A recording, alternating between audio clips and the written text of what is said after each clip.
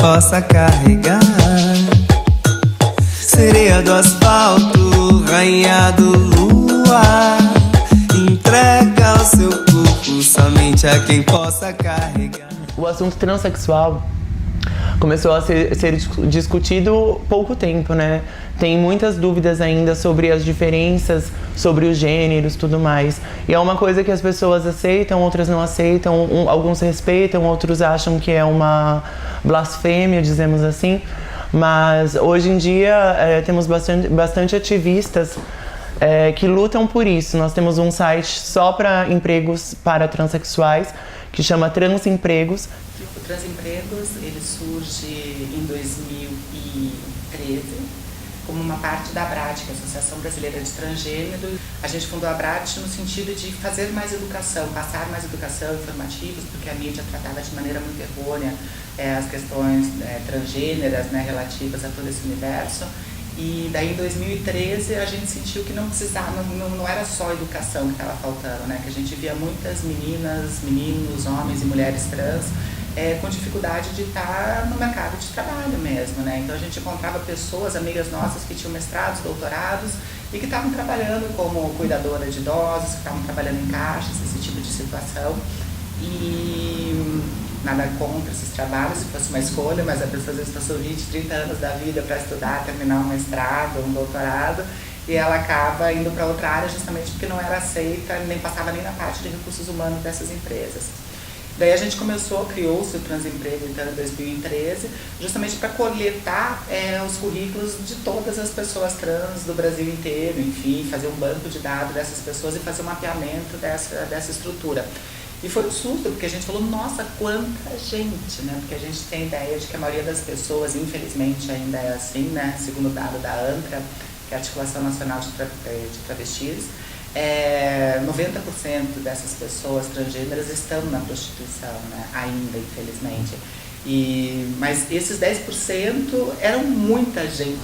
Para mim chegar até aqui foi um pouco sofrido, porque eu estava desempregado, meu seguro-desemprego acabou e eu comecei a procurar emprego justamente coisa de brasileiro, né? De deixar para a última hora. Porque eu achei que eu não ia ter preconceito, sofrer preconceito. E quando eu cheguei em algumas determinadas lojas, por exemplo, eu fui procurar num shopping. Chegava lá e seu perfil bate com o que a gente está precisando. Fazia toda a entrevista, beleza. Eu fazia as provas. Na hora que eu preenchia todos os meus dados, que chegavam até eles, eles falavam assim, porque eu não mudei meu nome ainda de RG. Ai, você é homem?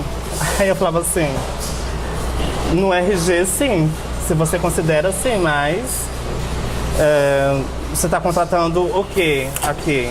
Sexo ou profissional? O Vitor é meu primeiro emprego de carteira assinada, tá? Como freela ou emprego não formal, eu já trabalhei como fotógrafa, também sou fotógrafa, e também já trabalhei como produção em jornalismo, mas ainda sem a formação em jornalista. Mas já trabalhei em produção para revista, já fiz algumas coisas para jornal também, mas ainda freela. Eu já trabalhei no hospital, eu era recepcionista durante 4 anos. Já trabalhei em loja, esse foi o último serviço, esse do hospital, antes de entrar aqui. Já trabalhei em loja de móveis, já trabalhei de roupa também, loja de roupas. Já trabalhei bastante. Oi pessoal, meu nome é Felipe, mas pode me chamar de Lipe e esse aqui é o meu canal, então vem junto. Eu sou motion designer, que essa é a profissão que dá dinheiro, mas eu também sou youtuber, ou pelo menos eu tô tentando ser. Eu sou formado em publicidade e propaganda há 7 anos, 8 anos mais ou menos. E eu sempre trabalhei em agência de publicidade como diretor de arte há uns 10, 11 anos, eu trabalho com isso. E nos últimos 2 anos eu me foquei na minha empresa, trabalhando com vídeo, e aí eu juntei meio que arte, vídeo e fui para a área de motion.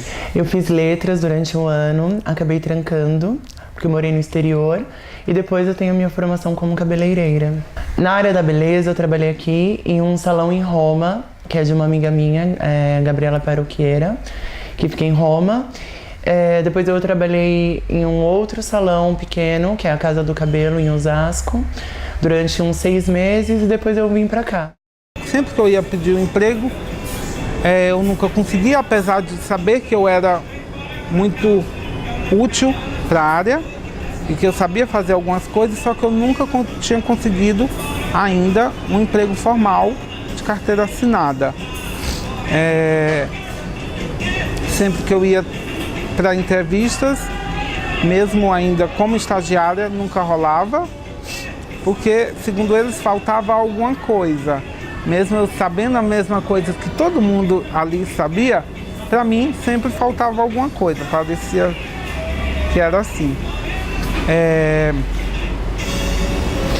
Eu nunca consegui um emprego nessa área de jornalista, talvez porque eu seja trans, acredito que sim, porque eu não fazia parte, não fazia parte daquele nicho deles, não eram como eles, eu não tinha as mesmas características, eu não me parecia com um deles, e isso talvez tenha dificultado a minha entrada nesse mercado de trabalho. Então, eu tinha muita dificuldade por causa do nome. Então, quando eu ia montar um currículo, eu ficava pensando que nome que eu coloco, porque quando você tem que se apresentar numa empresa, você precisa apresentar os documentos. Então, essa é uma das coisas que eu já fiquei meio em choque, porque você se apresentava com sua imagem que você tem hoje, porém com os documentos masculinos. Então eu tive uma grande dificuldade para eu aceitar isso. Então eu não sabia como que eu montava esse currículo, e na época eu não sabia se eu colocava uma observação que eu era transexual, se eu colocava meu nome masculino ou feminino. E um ano atrás eu consegui mudar os meus documentos, então eu já estava empregada, porém naquela época eu sofri um pouquinho de preconceito quando eu chegava num local e pedia o meu documento. Você é a Maria, só que o seu RG ainda está João. Quando você entrega seus documentos para uma pessoa e ela te vê como outra forma, ela já não sabe mais como te tratar. E essa insensibilidade no tratamento com pessoas transexuais é o que mais nos afasta do mercado de trabalho. É uma coisa bem estranha mesmo. Como que eu vou entrevistar a Maria se o documento é João? Enfim, as pessoas perguntam assim, qual o seu nome? Meu nome é Morena. Não, mas qual é o seu nome de verdade? Não, é Morena mesmo. Às vezes eu quero perguntar para eles assim, o seu não é João? Sim, seu nome é João. Alguém lhe pergunta realmente se seu nome é... Mas seu nome é João mesmo? Dá vontade de perguntar isso para as pessoas. Mas, enfim. Eu espero que um RG, um documento, não me torne quem eu sou. Por exemplo, as garotas de programa que estão na rua, as pessoas muitas das vezes julgam porque são garotas de programas, que estão na rua por opção. Mas a sociedade obrigam essas pessoas a estar na rua, porque eles não vêem capacidade na gente. E eu queria que o Brasil mudasse esse conceito, que trans também sabe trabalhar, que trans também não precisa ser só maquiadora, designer, cabeleireira. A trans pode trabalhar numa empresa normal como todo mundo. A gente tem capacidade para isso. Não sei o que passa na cabeça, acho que trans tem que fazer programa, trans não tem capacidade, trans é coisa de rua, e tem esse preconceito ainda, infelizmente. Eu acho que mulheres trans sofrem muito mais, e a gente vê elas na prostituição por falta de espaço e por puro preconceito, e para mim a base de todo preconceito é o machismo. E é muito triste ver isso, porque aquela pessoa ela já sofreu tanto e às vezes ela não tem nem a possibilidade de fazer uma faculdade, de ir para a área que ela quer, e infelizmente não é por opção dela que ela vai para a prostituição, mas ela precisa sobreviver, sabe? A gente não pode negar que é um caminho mais fácil para nós, já que ninguém nos emprega. A prostituição é o que tem para fazer, porque nós somos, querendo ou não, ainda nós somos ainda um fetiche para a grande para uma grande parte da população que vê a travesti apenas como algo para fazer sexo, um objeto sexual. E, enfim, a gente se aproveita, infelizmente tem que se aproveitar desse papel que a população nos deu, que é de objeto sexual. E a prostituição acaba sendo o único caminho que essas mulheres ou nós temos. Porque se eu não tivesse o apoio dos meus pais, como eu tive no início, realmente a única saída que eu teria para eu ter uma independência ou para que eu possa ganhar dinheiro seria a prostituição. Então, quando seus pais viram a cara para você, ou então pior, muitas vezes acontece, te expulsam de casa, para onde você vai? Alguns vão para uma casa de uma tia, ou de uma irmã, ou de uma tia. Mas e se você não tem mais ninguém além dos seus pais? Você acaba caindo na rua, você acaba procurando um modo em que te aceitem. E o modo que te aceitem são as cafetinas, que a gente chama, né, hoje em dia. As cafetinas que te dão abrigo, te dão onde morar, e daí você vai ter que se prostituir. Então, acho que o núcleo familiar é a base de tudo. Depois que os seus pais te apoiam e te dão uma estrutura, uma educação, vem os estudos. Porque se você não estudar, não enfrentar uma faculdade, não enfrentar um ensino fundamental e médio, porque a gente sofre sim preconceito, se você não ser forte, você vai acabar caindo na prostituição. Eu entreguei um currículo, o cara, não sei se é o gerente, não sei do que se tratava, ele me entrevistou e falou comigo assim: eu posso te contratar, mas você vai ter que me ajudar nas horinhas extras. Eu falei, como assim? Ah, você tem disposição em sair comigo em horas vagas? Eu falei, eu não. Então isso foi uma coisa muito assim, impactante para mim, porque as pessoas, elas estavam, tipo, aproveitando da fragilidade, aproveitando da situação da outra pessoa e querendo se aproveitar disso para se beneficiar de alguma outra forma. E eu seria tipo assim, tá, eu tô trabalhando aqui não pelo meu mérito, eu tô trabalhando aqui porque eu saio com o patrão. Então, assim, isso foi muito ruim pra mim, eu tive muita decepção em relação a isso, entendeu? Principalmente com esse tipo de proposta que eu tive. Uma vez eu fui para uma entrevista e eu sabia que eu tinha tudo que eles precisavam para eu entrar nesse trabalho. Só que nessa entrevista ele me perguntou várias coisas, e tudo que ele perguntava, se eu sabia fazer, eu sabia. Só que teve uma hora que ele disse, olha, se eu tivesse uma conta de moda, eu te daria, eu até colocaria você aqui, mas infelizmente não é esse o tipo do meu cliente, e aí acho que a gente não tem nada a ver com você. E isso me marcou muito. Inclusive foi uma das últimas entrevistas que eu me prestei a ir para participar de processo de seleção. Depois dessa entrevista eu realmente fiquei... significa muita coisa para mim isso que ele falou. Parece que ninguém vai me querer da forma que eu sou, então não vou nem mais tentar, porque eu não preciso ouvir uma coisa dessa. Sair de casa e ouvir isso, para mim era praticamente dizer, olha, você é incompetente para fazer tal coisa e você só serve para isso. Isso eu não queria ouvir.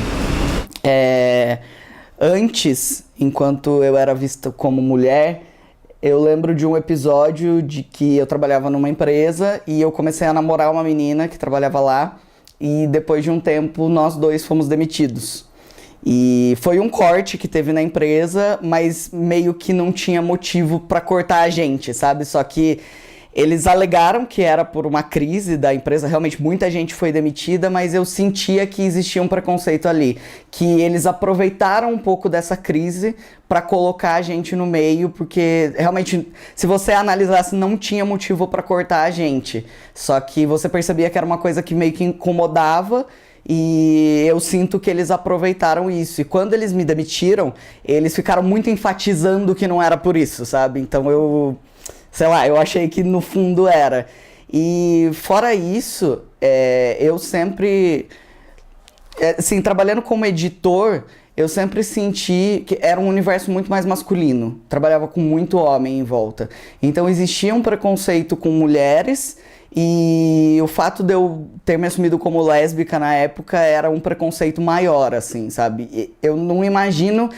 Esses lugares que eu trabalhava, eu não imagino como seria hoje, depois de eu ter me assumido como trans. Eu acho que seria assim, muito complicado, porque era um lugar muito machista. E eu acho que toda a base da transfobia, tanto para homens quanto mulheres trans, é o machismo. E quando eu mostrei meu currículo, era uma seleção, na verdade, com mais de 7 pessoas. E daí ele avaliou o meu currículo, me chamou para entrevista e tudo mais. E depois, antes da entrevista, pediram os documentos, justamente isso. E daí eu senti um pouquinho de preconceito com o proprietário, porque ele olhava o documento e olhava meu currículo e ele não teve a sabedoria de ver um pouquinho mais da minha capacitação. Então é uma das coisas que eu enfrentei. Pode ser que, sim, esteja mais inclusivo, mas ainda não tá bom. Oportunidades como essa do FITO, que reconhece que a mulher transexual ou a travesti tem uma dificuldade no mercado de trabalho, sendo ela qualificada ou não, tem alguns lugares como o FITO que sim, apostam nessas pessoas, e isso é muito importante porque, enfim, a gente está levando gente como eu ao mercado de trabalho, a gente está mostrando que há pessoas qualificadas em todos os gêneros, tá? Mas ainda é muito pouco. Você pouco vê uma pessoa transexual na porta de um restaurante, dando um bom dia para as pessoas, mostrando que você é muito educada, que você é simpática, que você é qualificada para estar ali. Ainda são poucas oportunidades, mas já tem. Só que isso não mudou muito, precisa aparecer mais, não tá bom ainda. Muitos homens trans vêm falar comigo sobre eu vou me candidatar para uma vaga de trabalho, eu conto que eu sou trans, ou então, como é que eu vou trabalhar nesse lugar se eu sou trans? Vamos com calma aqui, ó. Primeiro ponto, se você é trans, o seu currículo lá tem que estar escrito o seu nome social. Não existe isso de colocar nome de registro no seu currículo. Se você não fez ainda a mudança de documentação, coloque o seu nome social e se candidate à vaga como um homem ou como uma mulher. Ele tá mais inclusivo no universo trans. Você vê empresas acolhendo pessoas trans, empresas grandes.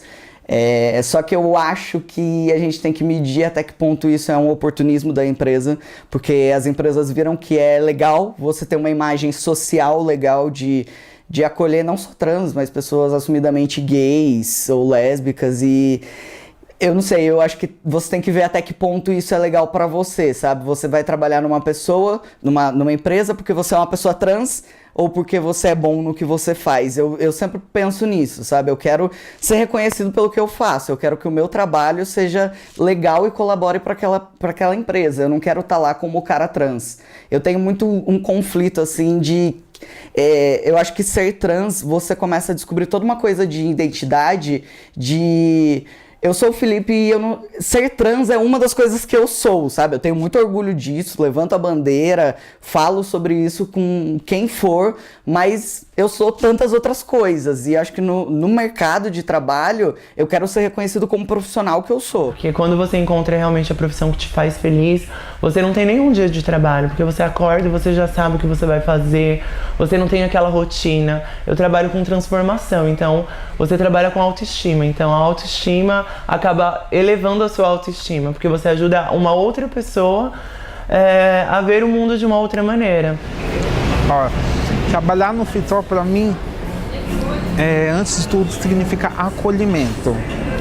É um acolhimento porque eu chego aqui 11 horas da manhã, eu almoço com as minhas amigas, que são as meninas que trabalham comigo, onde elas me chamam pelo nome que eu escolhi para mim, é o meu verdadeiro nome, onde elas não falam outro artigo que não seja o artigo A, onde não existe outro pronome que não seja o ela.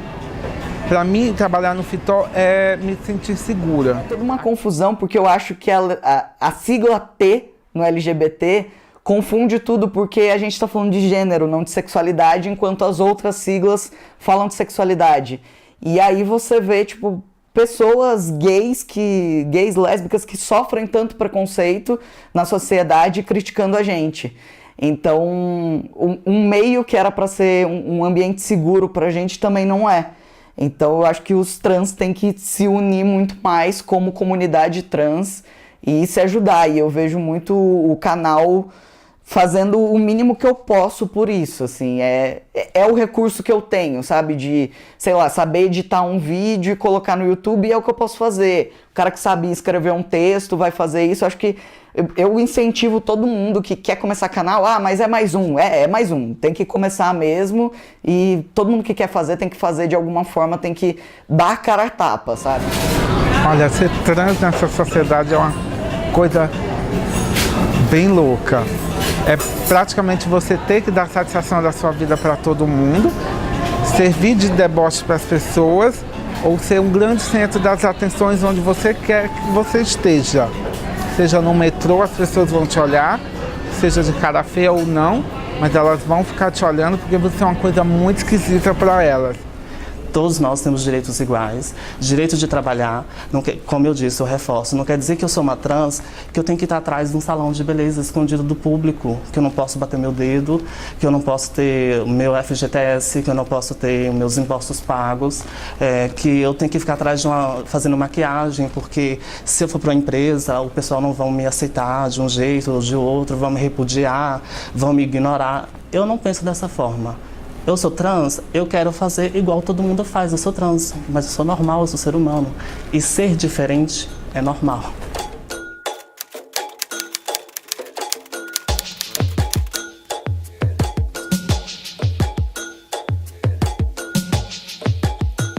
Sereia no asfalto, rainha do luar. Entrega o seu corpo somente a quem possa carregar. Sereia do asfalto,